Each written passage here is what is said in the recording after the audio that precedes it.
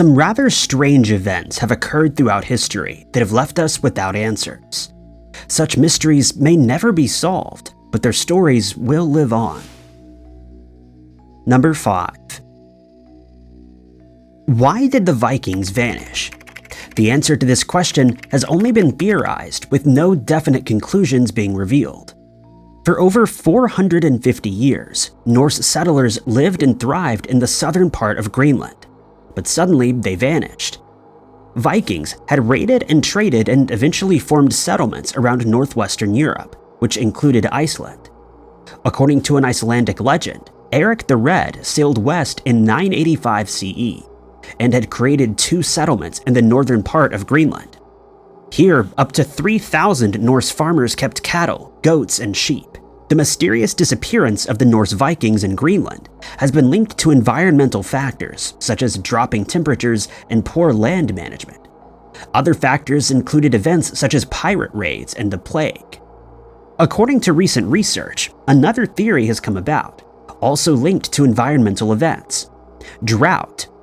A paleoclimatologist at the University of Massachusetts, as well as his colleagues, had analyzed mud from a lake in Greenland that revealed some clues about the climate that the settlers would have experienced between 985 and 1450. The lake in question was between 2 settlements and close to a cluster of ruins, which were once homes and cowsheds for the Norse. Through bacterial chemistry testing, they were able to reconstruct what the temperatures had been. During the Norse occupancy, the temperature was known to fluctuate, and no long-term cooling had been found. An expert explained that she was shocked when she saw the temperature records, due to the understanding for years that the plummeting temperatures had made raising livestock a challenge, and was said to be what caused the demise of the Norse's Greenland occupancy. The research team took a look at hydrogen isotopes that are present within the remains of plant matter buried in the mud of the lake. When plants lose their water due to evaporation in dry weather conditions, the leaves are left enriched with a heavy hydrogen isotope called deuteria. By measuring this isotope, it was discovered that Greenland's climate had become drier throughout the years of the Norse occupancy. Thus, they would not have been able to grow enough grass to keep their animals alive during the winters. An archaeologist named Thomas McGovern agrees that this was a possibility, but revealed that there had been evidence of irrigation channels that captured water and spread it over the area.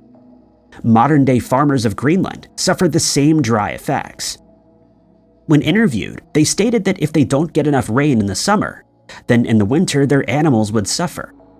But Christian Madsen, the deputy director of the Greenland Nation Museum and Archives, expressed that modern farmers drained and fertilized their land in order to increase productivity, which ultimately leaves the land vulnerable to the impact of droughts. McGovern also notes that the Norse adapted to these changes by feeding on marine food when farming became challenging. And they disappeared anyway despite this factor. McGovern then goes on to suggest that social aspects may have also played a role in the disappearance of the Norse settlers. The Vikings were said to make long and dangerous trips over the waters off the northwest parts of Greenland. In the seas, they went on to hunt walruses for the ivory that they sold on the European market. The ivory is said to have been a source of wealth for elites, but it's noted that by taking a part of the working population out of the food production sector while the conditions were deteriorating, hunting the walruses may have played a key role in dooming the Norse settlement. McGovern stated that this society had chosen to fail. That being said, there are 5 long-term concerns that may have contributed to their downfall. As discussed, natural resources, or in this case, the lack of it. Climate change was another aspect which too has been covered concerning the drop in temperatures. Then it was that of the walrus ivory. When elephant ivory came into play, there was a lesser demand for Greenland's exports. Additionally, Norway had other issues that they had to face. Over time, the Norse Vikings lost touch with their Christian and European identities. Another theory as to why the Norse vanished was the introduction of the Inuit, who migrated to Greenland around the year 1200. For centuries, the Inuit and Vikings had shared Greenland. It's unknown if they had favorable relations with one another or not, but it is believed by scholars that the groups had traded with one another, although this can't be confirmed. In 5th place, there was the conservative outlook. The Norse settlers were hierarchical.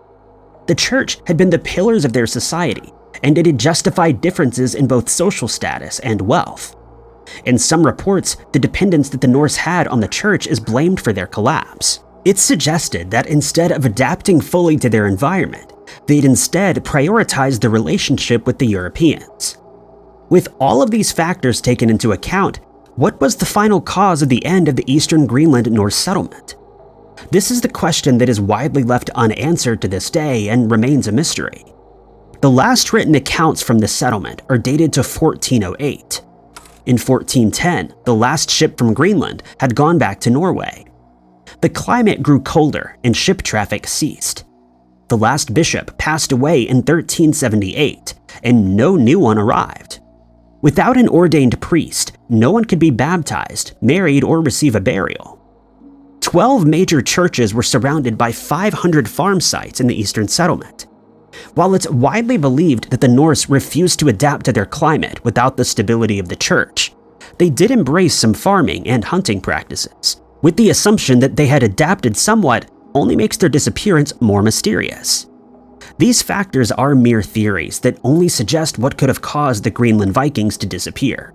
Was it climate change, a drought, lack of resources, clashes with the Inuit, or was it the church that led to the downfall of the settlers? While there may be varying pieces of evidence referring to each of these factors, a certain conclusion cannot be made as to where or why the Norse vanished. New answers may be on the rise, but for the time being, the disappearance remains a Greenland mystery. Number 4. Sometimes referred to as the Outlaw Queen, Edda Place was born around 1878, but not much is known about her life before she met Harry Alonzo Longaba, who's also known as the Sundance Kid. Edda's name itself is even a mystery, with no one knowing what the true name is. The surname Place had come from Harry's mother's maiden name, Annie Place. Historical records reveal that she used other names including Ethel Place, Mrs. Harry Longaba, and Mrs. Harry A. Place. Some historical accounts state that Edda had been a school teacher from Texas, but it's suspected that she'd been a part of Fanny Porter's brothel found in San Antonio. It's believed that Sundance had met her in 1899. She had hinted that she was from the East Coast, but had never revealed the true location. Those who had met the mysterious woman described her as strikingly pretty and spoke in an educated manner. Edda Place was part of the outlaw group called the Wild Bunch, which is said to be one of 5 women that were permitted to be part of the group. The gang was being led by Butch Cassidy, with members being Sundance Kid, Will Carver, Harvey Logan, Ben Kilpatrick, and Elsie Lay, including many others.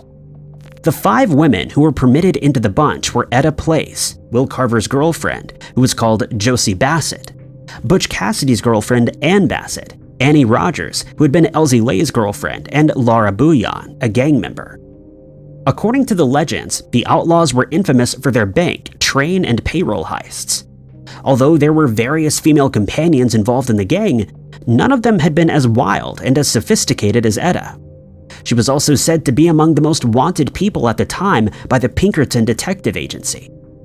In 1906, she was described by the agency as someone who had classic good looks and was between the ages of 27 and 28. Edda's birthplace remains a constant debate among historians. Some believe she was born in New York or England, but the Pinkerton Agency became convinced that she'd been born in Texas.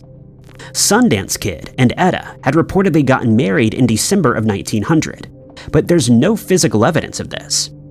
This is what made the outlaw woman so famous. In February of the following year, the two made their way to New York, where they had posed for a portrait.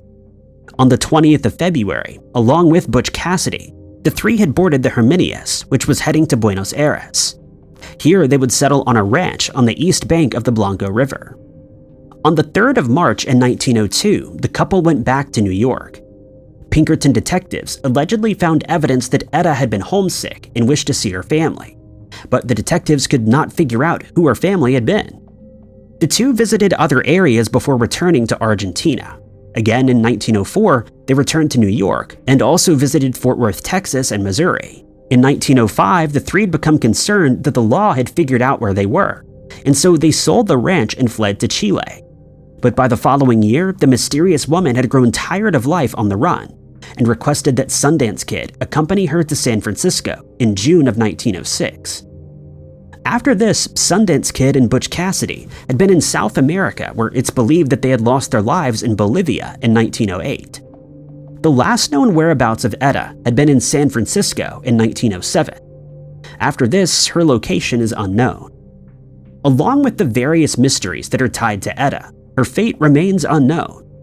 There have been numerous suggestions as to what may have become of her. One was that if she requested help in obtaining the certificate of Sundance's passing, she could have possibly moved to Paraguay and married another man, as another suggested. It's also been theorized that her life ended in battle, or she passed away due to natural causes in 1966. These claims are only speculation, as no one knows what really happened to her. Other suggestions state that she may have gone back to Denver to continue her teaching career, or to Marion. Once Sundance had been confirmed as deceased, the Pinkerton department was no longer interested in capturing Etta, and so she disappeared into thin air. Additionally, there are various theories about her identity. Some think that she had previously been married to a school teacher and had left him behind to be with Sundance Kid.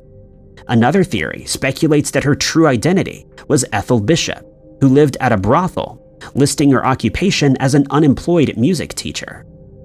Others thought her to be Eunice Gray, but pictures of the two individuals have been compared and this theory was ruled out. Another suggestion was that of Madeline Wilson, who had immigrated from England and had a refined, educated accent. Madeline is said to have vanished after the 1900 census. The question was asked if she was Ann Bassett. Ann Bassett was a cattle rancher who had been somewhat connected to Butch Cassidy.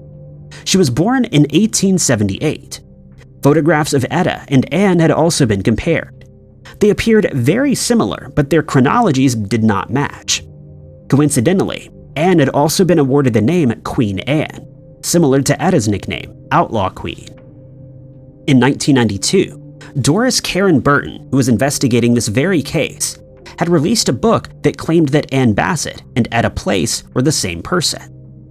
Through laboratory comparisons of the two women's photographs, Dr. Thomas G. Kyle concluded that they were the same person and that they had the same identical forehead scar.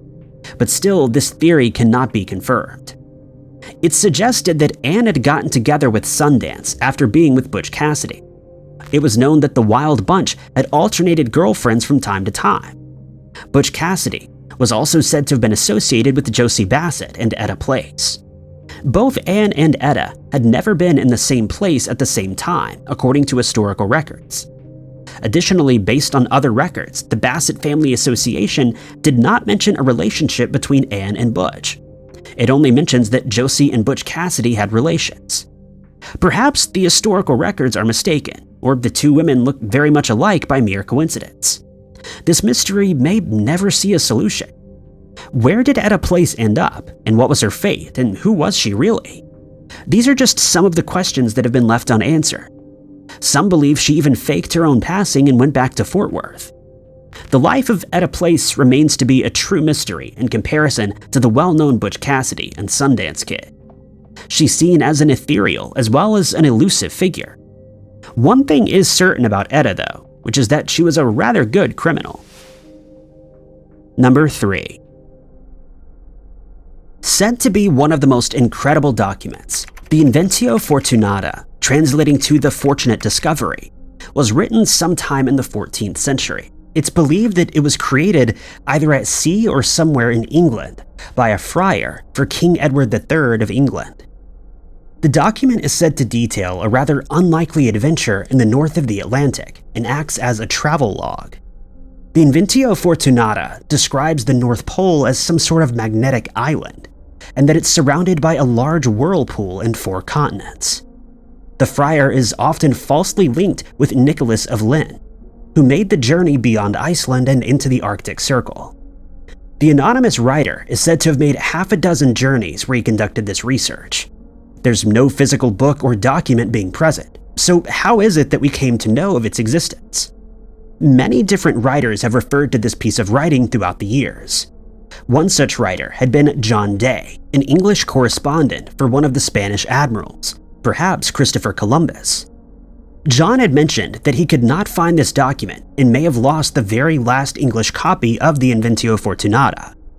Other writers, though, have directly quoted from the document, with Martin Beheim being one of them, as well as Johann Ruysch. The writing details a large stone in the northern Atlantic that is supposedly filled up with magnetic load marking the North Pole. Martin had provided only sentences from the Englishman who created the Inventio Fortunata. A Dutch writer named Jacobus Nooyen, however, had copied some large fragments that were translated into Flemish, but unfortunately this work didn't survive. Before it was no more, a mapmaker named Gerald Mercator had copied a good section of the summary and created a letter which he then sent to an English magician, and as described, a troublemaker, John Dee, who lost the letter. Luckily, he had copied some parts of it, but the notebook is said to have suffered fire damage at some point in time. While we still have some fragments of the documentation, Dee had made some rather clumsy notations that combined Latin, English, and Dutch.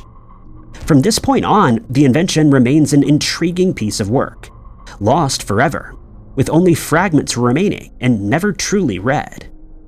It's believed that the documents were authorized by a Franciscan monk who was left unnamed.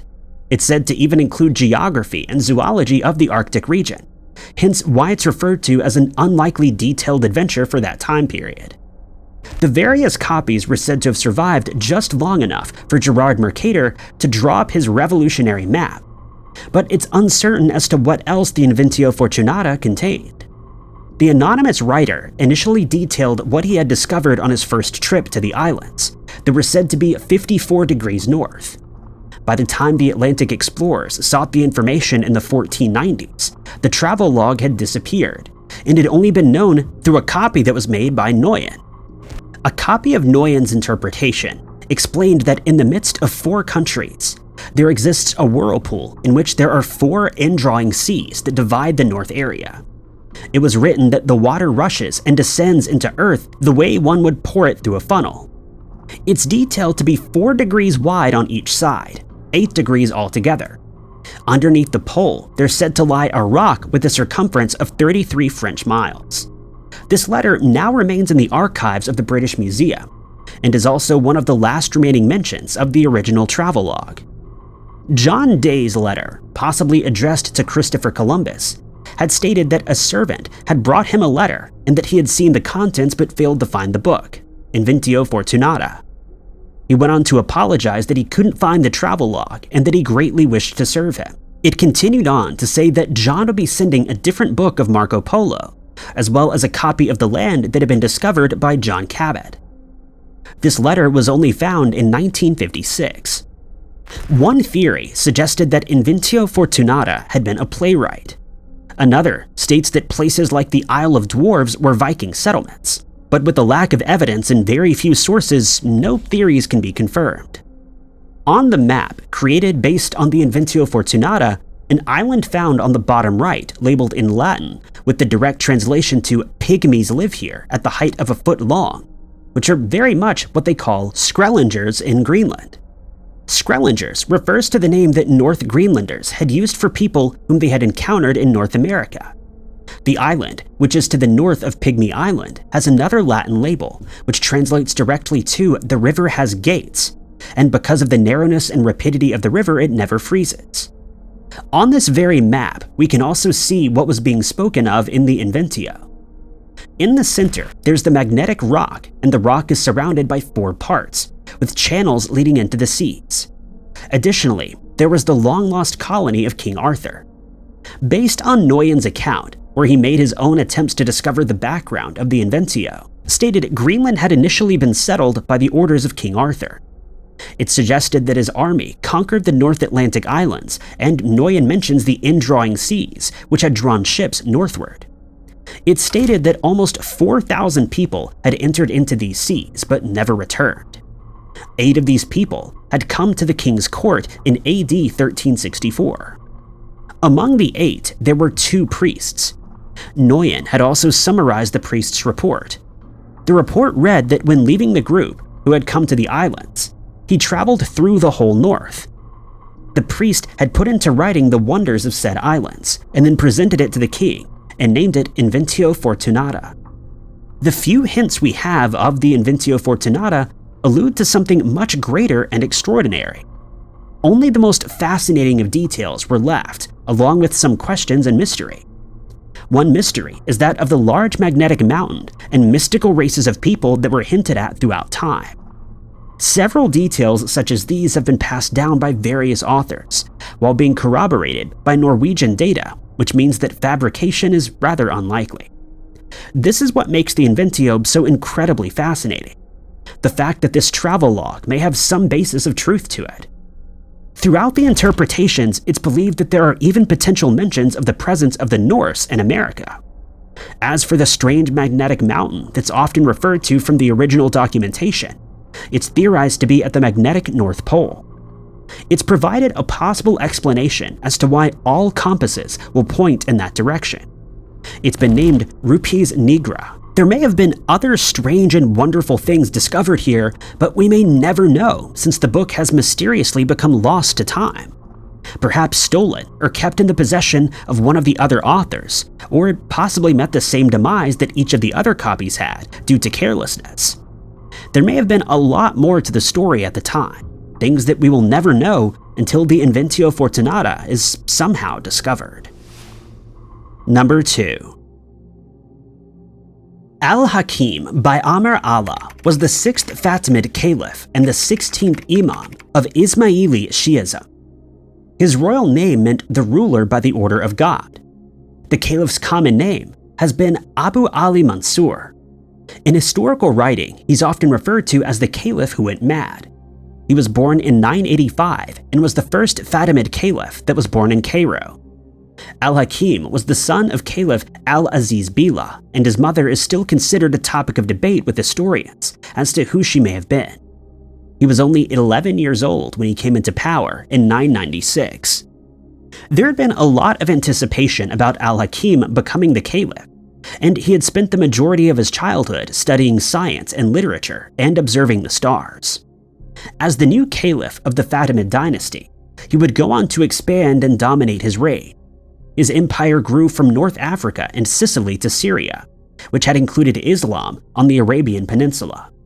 Cairo, however, was his homeland, and he would sometimes be seen wandering the city day and night alone. During Al-Hakim's rule, tensions between Shiites and Sunnis had swelled. If that wasn't enough, he was thought to have faced internal issues in his own territory. One such example was that of the Fatimid army. Two opposing factions had been rivals. This had been the Berbers and the Turks. Al-Hakim had been regarded as a god by many, but his actions and behavior were said to be unpredictable and unstable. He had even communicated a law in which women were restricted from leaving their homes. This is why he's referred to as the Caliph who went mad. He had attempted to impose laws that stopped shoemakers from making women's shoes, and he would later ban a popular Egyptian meal. Al-Hakim was a relentless individual, and his madness followed through into the persecutions of both Christians and Jews. In the first period of his rule, the Caliph had an intolerance toward the Sunnis, and had ordered the first 3 caliphs, Abu Bakr, Omar, and Uthman, to be cursed publicly. He would also go on to ban Christians from celebrating Easter. One strange fact that existed during the reign of Al-Hakim was the appearance of a sect called the Druze. The sect had been founded by Ad-Darazi, and he had claimed that Al-Hakim was an incarnation of God. In 1021, the Caliph mysteriously vanished into thin air. He was 36 years old at the time. The Druze had taken this to be a divine manifestation. They believed that his disappearance was a reversion to another form of non-human origin. Ironically, before Al-Hakim had vanished, he ordered that Ad-Darazi be executed in 1018. During his last few years, the Caliph became solitary, with a growing tendency toward asceticism, and went on to practice meditation. The last time Al-Hakim had been seen alive was on the evening of the 4th of February in 1021 AD. That night, the Caliph had ventured out with 2 officials on his regular nightly ride into the desert. He set out for the hills in the southwest area of Cairo, but he never returned. A search party had been carried out, and the donkey named Kamar that Al-Hakim had ridden was discovered. Additionally, his clothing was stained in vital fluid, but his disappearance was never solved, and Al-Hakim was never seen again. Dr. Paul Walker, a historian, had written a book called The Caliph of Cairo, in which he detailed that Al-Hakim's clothing appeared to be ripped as though it had been cut with a blade. Due to there being no body, what happened to the caliph that night has been left to conjecture. Walker presented one theory, stating that Al-Hakim had found himself being confronted by Bedouin tribesmen who had requested money from him. Another theory suggests that the caliph had chosen to abandon his old life and start fresh as a reclusive ascetic. It's also thought he may have become a Christian, begged for forgiveness, and had done penitence for many years within the desert. Others believe that Al-Hakim had entered a state of occultation. Occultation refers to a belief that one enters heaven without having to undergo a physical passing. Al-Hakim also had a son who was 16 at the time, Ali az-Zahir. He succeeded Al-Hakim with the help of Sit al-Mulk, his sister. The evening of Al-Hakim's disappearance left behind many questions. One question that's been left unanswered is what happened to the officials who were said to accompany the caliph on his venture. It was found that when 7 men had approached the caliph, he stated that he didn't have any money and could merely offer that one of his servants accompany the men to a treasury. It has not, however, been made clear if Al-Hakim had agreed to give them money for charity or out of extortion. The caliph had waited with his other servant in the interim, but had soon dismissed him. It's believed that the 3 men had remained with Al-Hakim while the rest traveled with the servant. This was the last time the caliph was seen. That evening, he had not returned, nor had he made his way back the following morning. It was found that occasionally the caliph disappeared for a couple of days without telling anyone. Al-Hakim's servants had brought out processional mounts awaiting his return to them, but he never showed up. This would be when the search party was carried out. The donkey was found, and soon there were tracks leading to a pond east of Hulwan. This is where the robes were discovered. This led to another theory stating that the men had taken Al-Hakim's life and buried his body in an unknown location. This theory and many others cannot be confirmed due to the lack of evidence.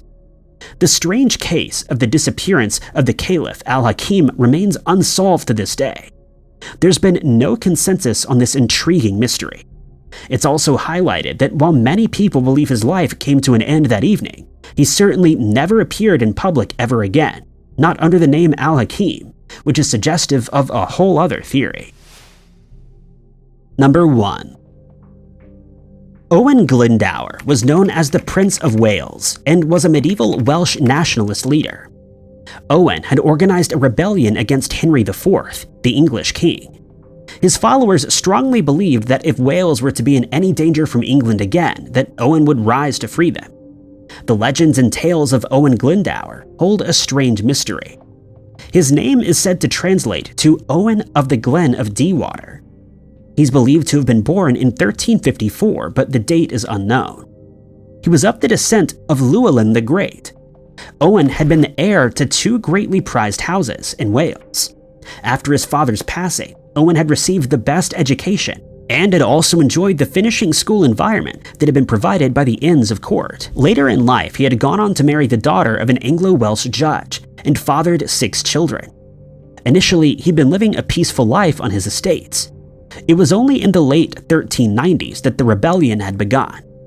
This had been sparked off after some disagreements or disputes with the English crown and parliament, whose concerns were the loss of land as well as honor. At the age of 50 years old, in September of 1400, Owen had established a rebellion against Henry IV and claimed the title of Prince of Wales. His popularity had grown overnight, with Welsh students who they viewed as the leader they'd been looking for. And so they abandoned their studies and joined him, along with Welsh laborers and hundreds of Welsh archers and soldiers. Owen's army had grown fast throughout Wales. At the same time, the Tudor brothers had launched a guerrilla war. They'd been cousins of Owen and had been a well-known and prominent Anglesey family.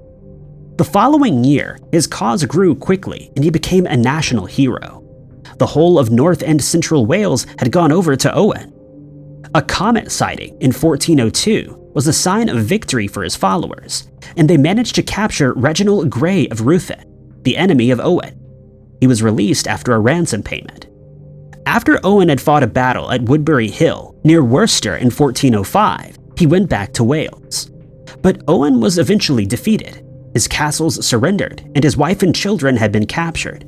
He then became a hunted outlaw by the year 1410. This is where the mystery comes in.